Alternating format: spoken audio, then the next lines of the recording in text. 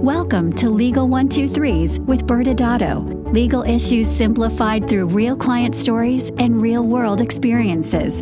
Creating simplicity in 3, 2, 1. Welcome to the first episode of the Legal 123s with ByrdAdatto. I am your host, ByrdAdatto, with my co-host, Michael Byrd. Thanks, Brad. As a business and healthcare law firm, we meet a lot of interesting people and hear some amazing stories. In today's episode, we're going to start with the first story, our story. This should be good. This should be good.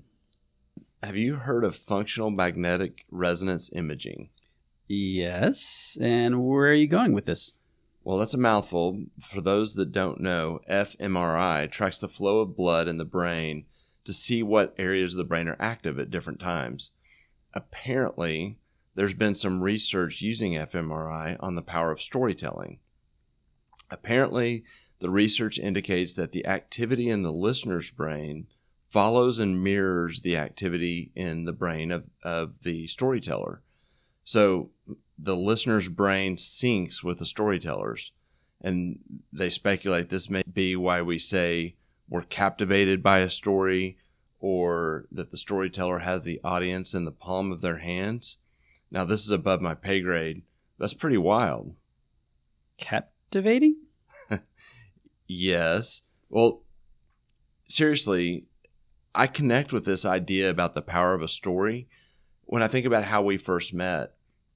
I mean, think back to 2005 and all the commonalities that we had in our lives. We were introduced by a mutual friend. Of course, we both were healthcare attorneys with the same core focus. We practiced in the same areas of business law, and we had similar backgrounds, similar interests, well, other than our rooting interest for our favorite NFL team, Saints, Cowboys. But think about what we spent the entire 2 hours of our first meeting together talking about. Hurricane Katrina. It was amazing. I mean, I was completely captivated by what was happening in your life at that moment. I can remember distinctly you talking about losing your house that you had just closed on less than 48 hours prior to losing everything, your house being flooded. I can remember distinctly talking about your drive back and forth from near Baton Rouge to the office every day, and it would take 2 hours, and just the struggle of driving even to go to try to get your possessions out of your house, and what that looked like. It was I believe that the connection we formed when over that conversation really set the foundation for all that we've been through over the last 15 years. We've been through a lot at home, in our home lives, and at work. And that connection really just built the foundation. Yeah, no, I actually remember that lunch well. During that time, as you said, I was living outside of Baton Rouge, and I was taking lots of phone calls, and actually I was in town for interviews at a couple other firms, and we ended up saying, hey, why don't we just grab a lunch? And you were one of the first persons that didn't just treat me like an interviewee. You were actually interested in hearing my story. So it was really the first time I actually spent time speaking to anyone at length about my story. And so don't take this the wrong way, but, I did feel like a connection with you. It was not like a random, it wasn't an interview. It was as if two colleagues were getting together to catch up and break bread. So it was a different feel altogether. And so that my ability to tell a story that you were engaged in also felt like you and I were making a connection otherwise that I would not have made on a typical first encounter. Right. So we're starting a podcast, and we have to talk about that today. That's why we're here. And you know this well about me now, Brad, but most know that for me, context is king. Context king is tattooed across his back, by the way. So, for context, we can't talk about the podcast without talking about our firm that we formed, ByrdAdatto. And I don't feel like we can talk about ByrdAdatto without talking first about ourselves. So, Brad, introduce yourself to the audience. Hello, audience. My name is Bradford Ellis Adatto. I'm a Gemini. I like drinking pina coladas and getting lost in the rain. Okay, well, let's not make this for a dating app and give a little bit of a broader introduction. Sure. I met my wife, Micah, at TCU on a blind date, Go Frogs. And that poor girl's been with me since November of 1993. We have two mostly wonderful children. Ellis, my oldest, is 15, getting ready to go into high school. The kid is a natural long-distance runner, very jealous how easy he can run, and a great student on top of that. Madeline is my 12-year-old. She's about to start middle school. She is a gifted artist and loves playing volleyball. And for better or for worse, has incredible wit, because sometimes it can be wonderful and sometimes it can be terrible. But on a given Friday night, if you want to come by the Adatto house, you will find us sitting in front of the TV eating pizza, because pizza and movie night is a big deal at our house. And then, as Michael kind of mentioned early on, I was living in New Orleans during Katrina, and that's where I grew up. And I grew up with my father being an orthopedic surgeon. I watched him run his practice, and I knew early on I did not want to be a doctor, but I wanted to be my own boss. Tell the audience one thing that you would want them to know about you.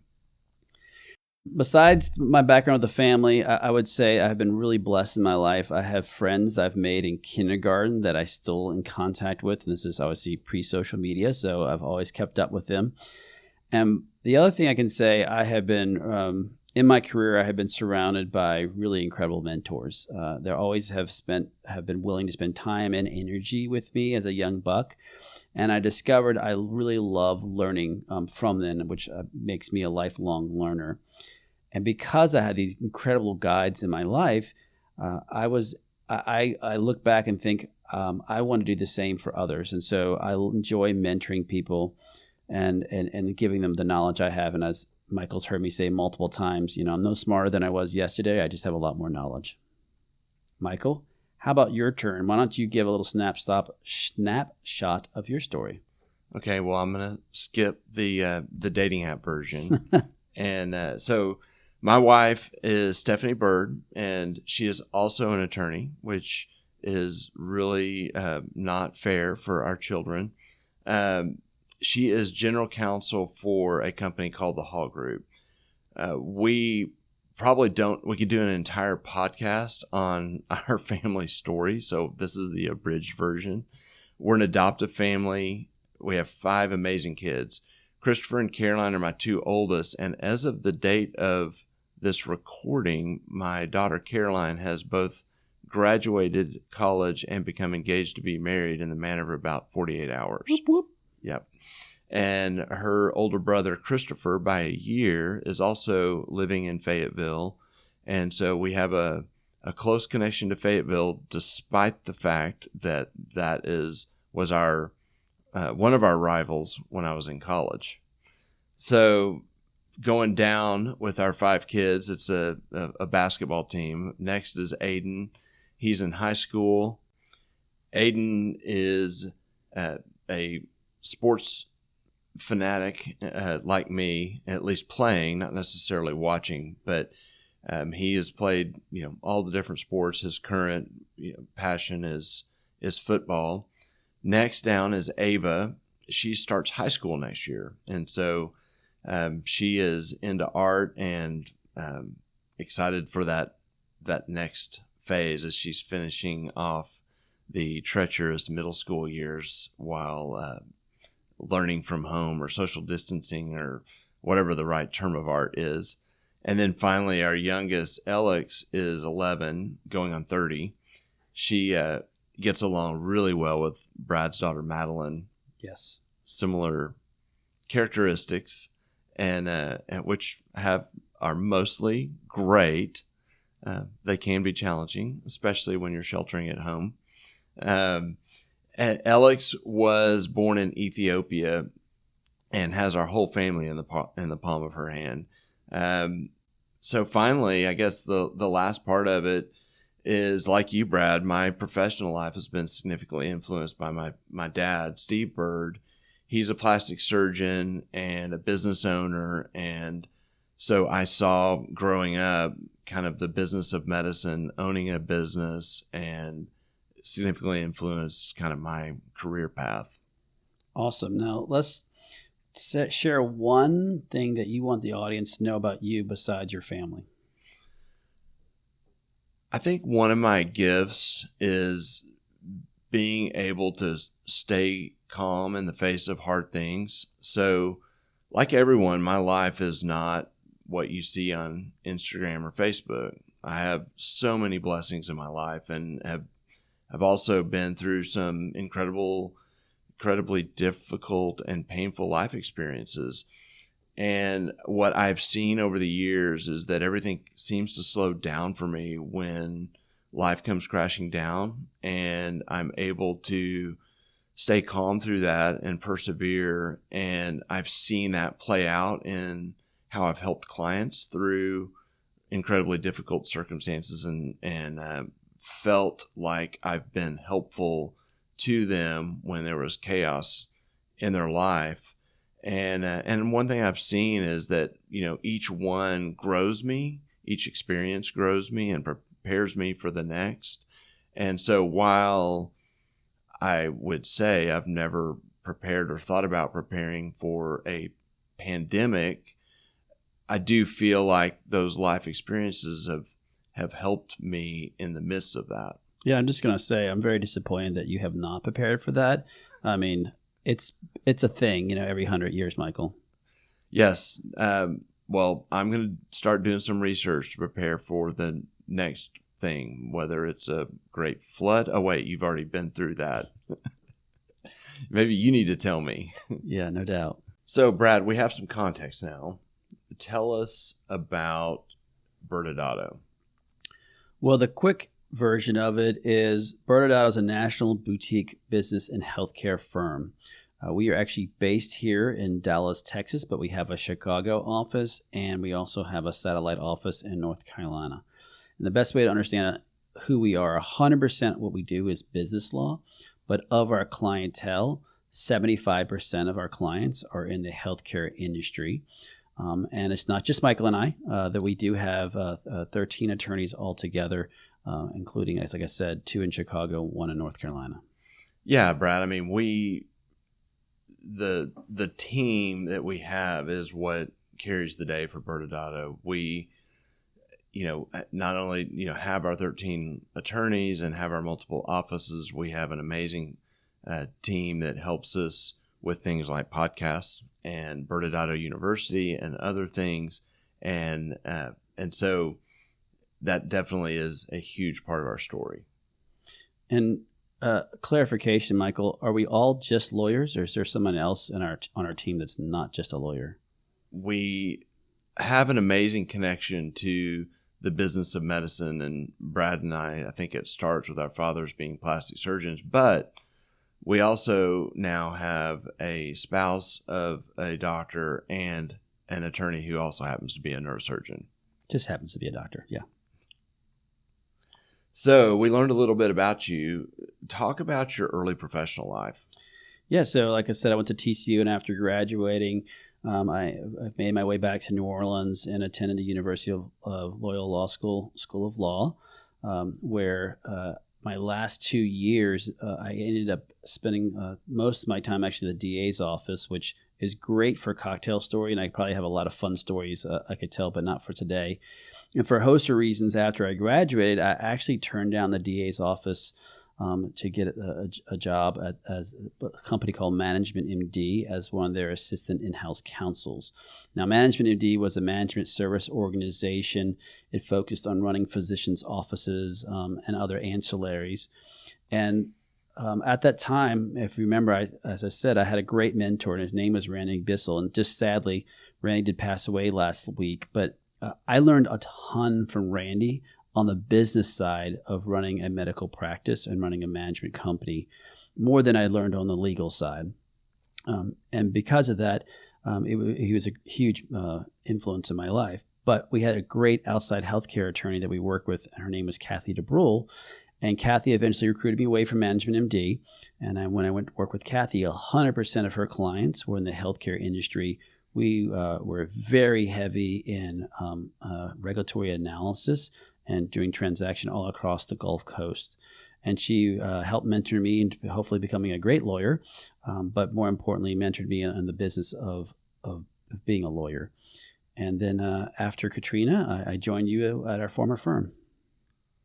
Now your turn. Okay. All right. Well, I alluded to this earlier when I talked about my Arkansas kids. I actually went to UT in Austin, and many people today don't remember back to the Southwest Conference. Yep. And you were part of that at TCU. Mm-hmm. Well, Arkansas was a big rival, and so I had never been to Fayetteville until my kids went to college. Big UT fan, and then obviously graduated there with a degree in finance, and then went to Texas Tech Law School.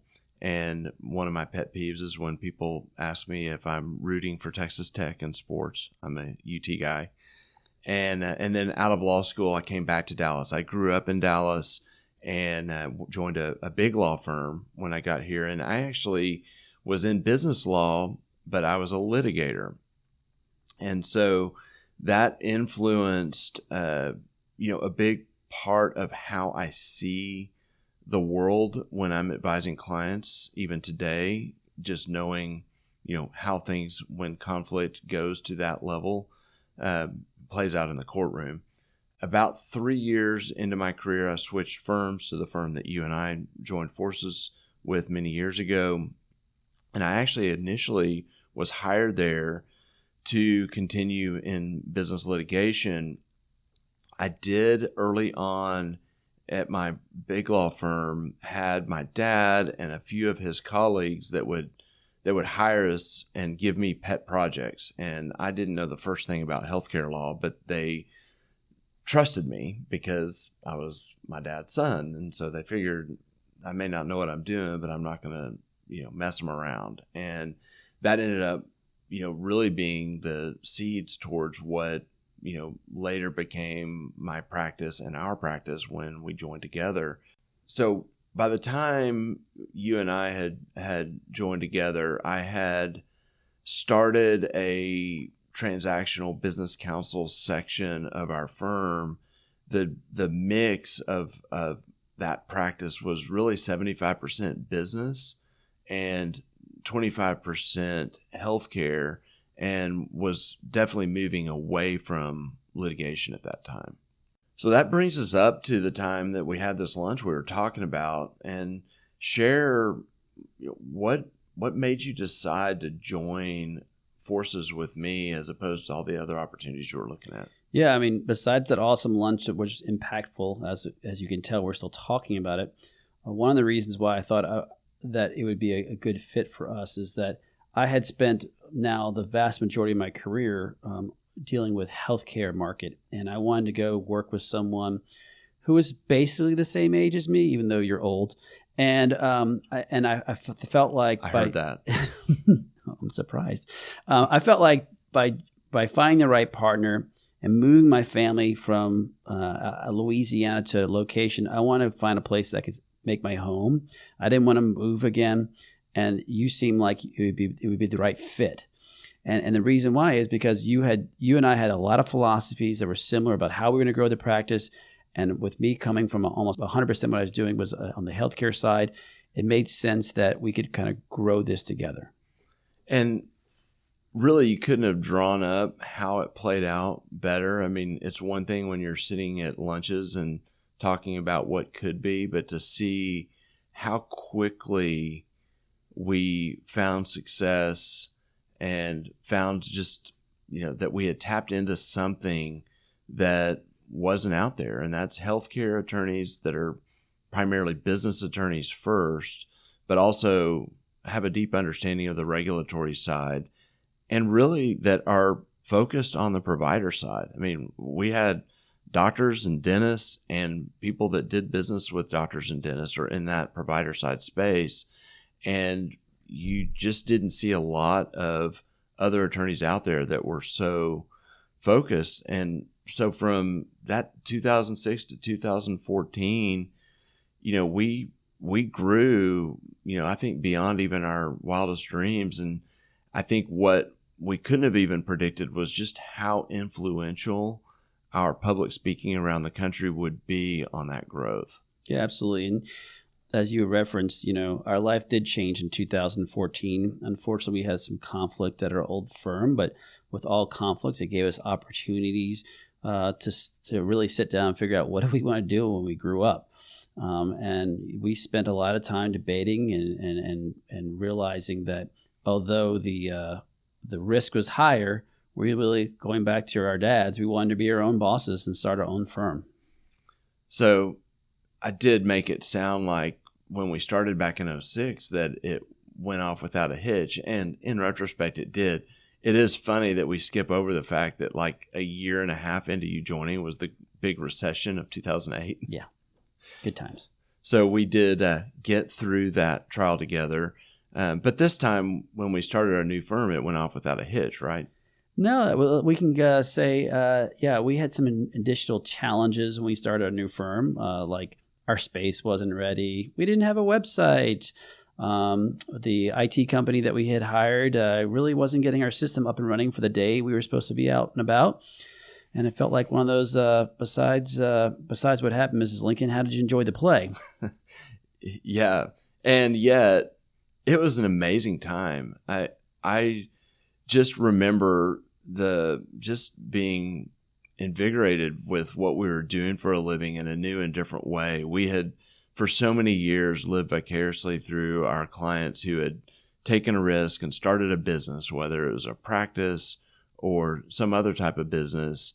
And I wouldn't trade any of it. I mean, we got to walk in each day and just see what we were building. And, it's amazing to just think emotionally how we just wanted to keep the lights on when we started and how quickly we started seeing the possibilities. And it was pretty amazing. And so, we don't have to skip too far from 2015 to 2016. And we started talking about opening an office in Chicago. Yeah. I think we give a little, going back to the Michael Byrd context moment. As Michael mentioned earlier, we are blessed to have a lot of opportunities to speak at not a lot of different national trade shows. And Michael happened to be in Vegas speaking at one of those shows, and some guy who's an attorney happened to be on that panel with him from Chicago. And I get a phone call, which every dad wants to hear from their child. Hey, man, I went to the bar. I got drunk with this guy, and I think we need to partner with him. That cannot be proven. And the funny thing was, he was right. We ended up having multiple conversations with some gentleman named Alex Tiersch, who those who might know him.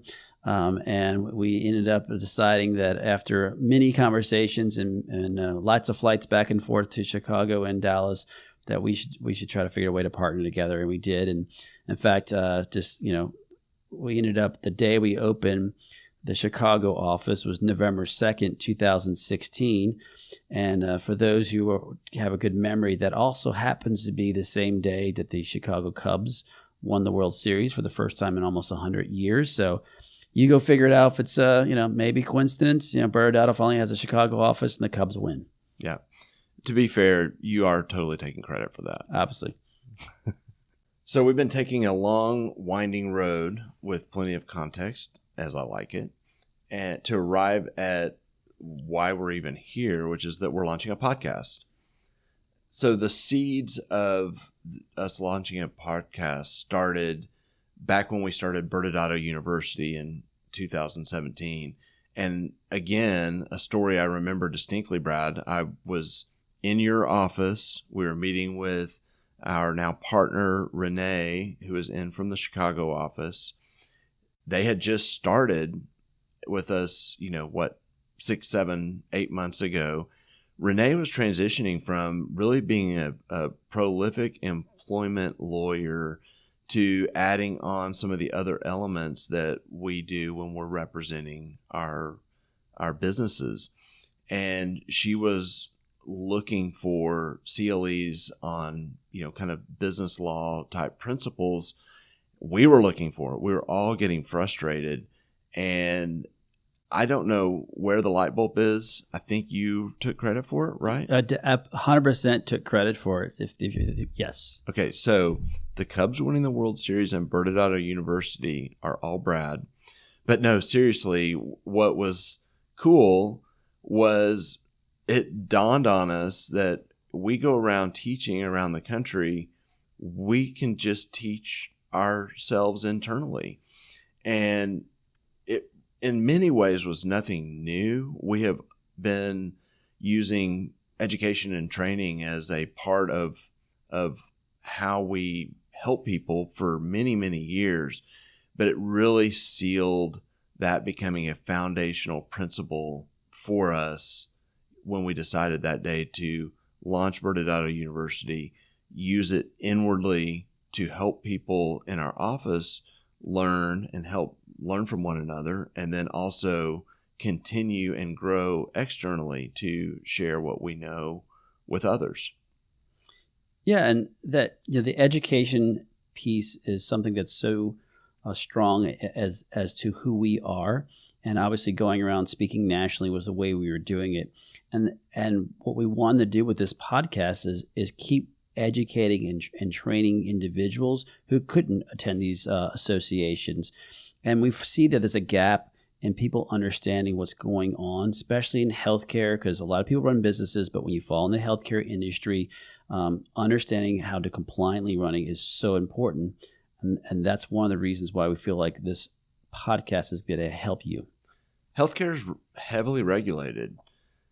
We've talked for years about how we almost feel sorry for healthcare attorneys who are on an island at a firm as the only healthcare attorney, because that's just wrong. It's so difficult. And we even built our model here about how we charge our clients around the fact that, we know it takes a team to make sure that we're testing what we're thinking, because it gets so nuanced. And we know if it's hard for us, think about for those who that's not their business. They're in the business of medicine, not in the legal aspects of it.